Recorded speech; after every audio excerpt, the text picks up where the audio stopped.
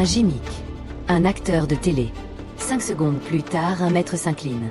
Bienvenue dans la nuit où Bruce Lee a humilié la tradition et révélé la vérité.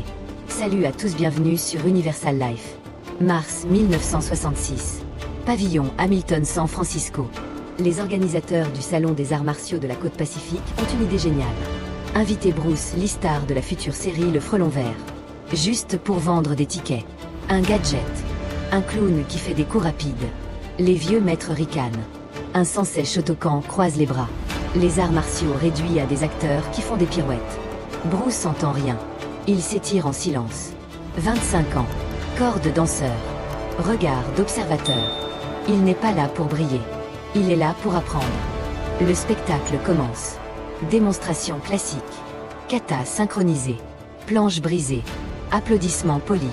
Chaque école a 10 minutes. Bruce est programmé avant-dernier. Juste avant la cérémonie de clôture. L'organisateur file traîner et lui glisse 5 minutes maximum. Des coups rapides. Un salto arrière. Le public adore ça. Bruce répond calmement: tu m'as invité pour être un gadget.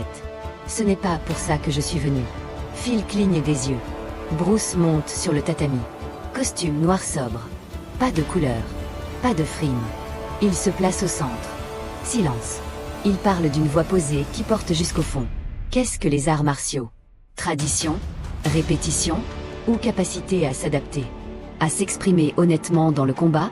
La salle se fige. Il continue: beaucoup d'entre vous exécutent des techniques incroyables.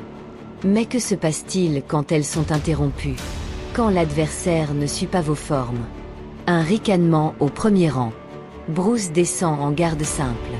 Plutôt que de vous le dire, je vais vous le montrer. Qui veut faire un sparring? Contact léger. Style libre. Silence gêné. Puis un jeune ceinture marron de karaté avance. Bruce s'incline. L'autre s'incline. 5 secondes. Coup de poing classique. Bruce esquive, part et touche la poitrine avant même que le bras ne soit tendu. Pas de blessure. Juste de la confusion. Applaudissements timides. Un deuxième volontaire. Taekwondo. Même résultat. Plus rapide. Un troisième. Boxeur. Bruce s'adapte à chaque style. Vitesse fulgurante. La salle murmure.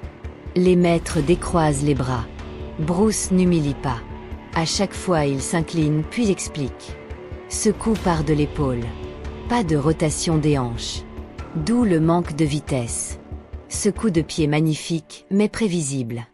J'ai vu la préparation. Cette garde solide en ring mais vulnérable au balayage. Il enseigne. Pas il nargue. Un silence religieux s'installe. Un spectateur écrira plus tard: ce n'était plus une démonstration. C'était une leçon. Qui a humilié tous les combattants de la salle. Dans l'ombre, le grand maître Masaru Watanabe regarde bras ballants. Plus de froncements. Bruce se tourne vers le public. Les arts martiaux, ce n'est pas suivre un script. C'est trouver la vérité dans le mouvement. On ne prédit pas l'adversaire. On le ressent. On réagit sans penser. C'est l'essence du combat. Il invite un dernier challenger.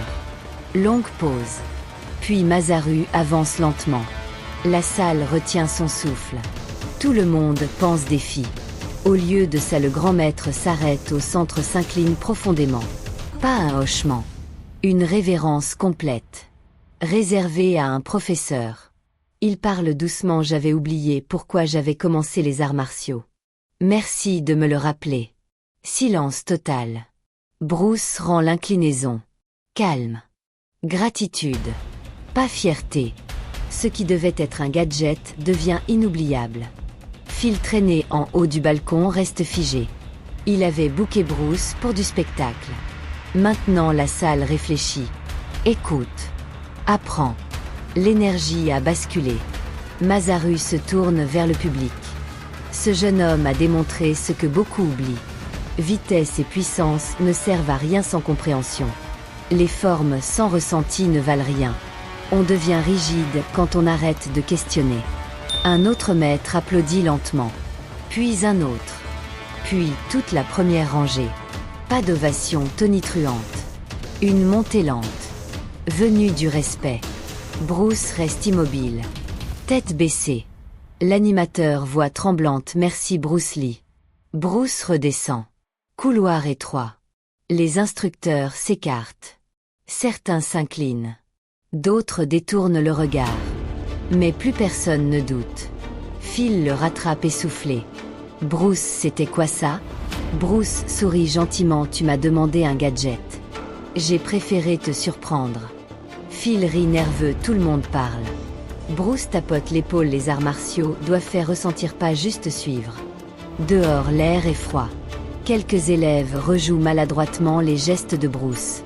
Il les observe un instant, main dans les poches, puis disparaît dans la nuit. Le lendemain, le San Francisco Examiner publie un petit article au fond. Un acteur de télé a volé le salon des arts martiaux. Pas par des effets. Par la vérité. Citation de Masaru. Silence admiratif de la foule. La rumeur se répand. Lettre à la fédération. Certains incrédules. D'autres reconnaissants. Tous d'accord, quelque chose a bougé. Au dojo de Masaru, les cours changent. Les élèves posent des questions. On mélange les styles. On teste. On adapte. Une photo en noir et blanc au mur, Bruce en plein mouvement, flou, mains ouvertes prêt. Bruce retourne sur le tournage du Frelon Vert. Les cascadeurs lui demandent de ralentir. Il ne peut pas. Ou ne veut pas. Hollywood le voit encore comme figurant exotique. Mais dans le monde martial, ceux qui étaient là cette nuit la savent. Bruce Lee est déjà bien plus. L'événement n'est jamais filmé. Pas de vidéo virale. Juste un souvenir. Une légende. On n'était pas censé l'inviter. Il n'était qu'un gadget. Et pourtant, 10 ans plus tard, un ancien élève revient au dojo avec son fils timide. Tu parles encore de cette nuit? Masaru sourit, on n'en parle pas. On vit avec. Il montre la photo. Le garçon regarde longtemps. C'est vraiment lui? Oui, c'est l'homme qui nous a appris à continuer de poser des questions. Une étincelle s'allume dans les yeux du gamin. Ce que Bruce a fait cette nuit-là n'était pas une performance. C'était un rappel. Pas pour frimer. Pas pour la tradition, mais pour le mouvement. L'honnêteté. La découverte de soi. Il est arrivé en gadget. Il est reparti en légende. Un murmure qui résonne encore dans chaque dojo. Et toi, quel est ton moment préféré de Bruce Lee? Son héritage t'a-t-il inspiré? Dis-le en commentaire. Like, abonne-toi, cloche. Prochaine vidéo, le vrai combat de Jason Scott Lee pour incarner Bruce. À très vite sur Universal Life.